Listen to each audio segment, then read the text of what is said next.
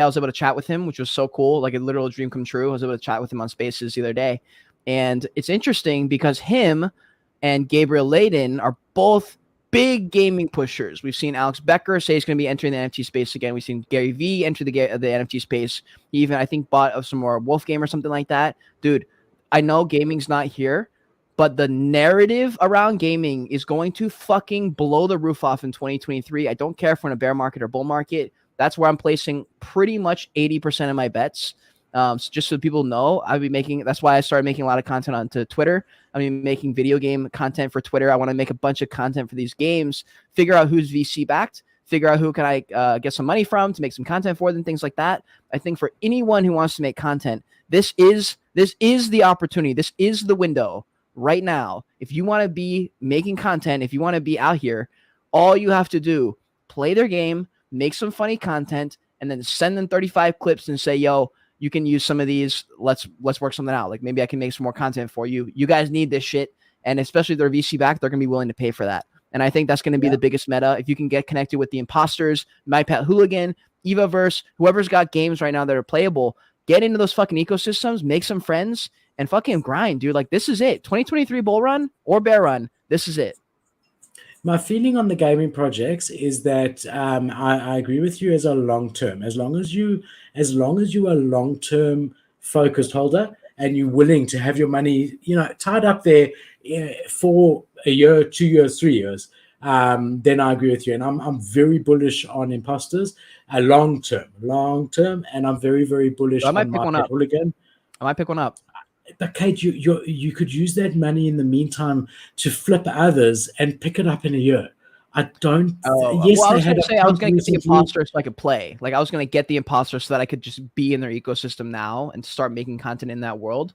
I thought about that because I got a couple nifty portals that I'll probably flip soon. That'll give me the liquidity for that. We'll see.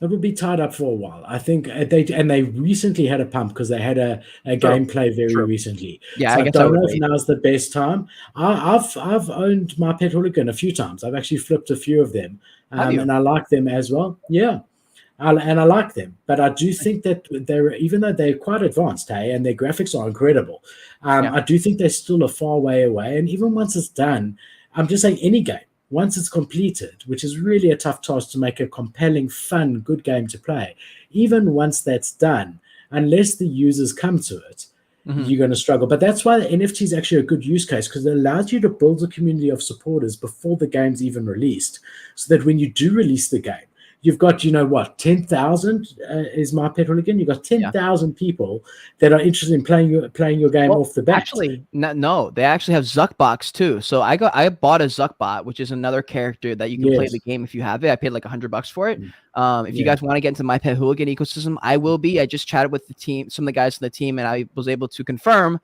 that I think it's my laptop. So I was like, okay, there may be a way to downgrade the quality a little bit so that I can play on this computer.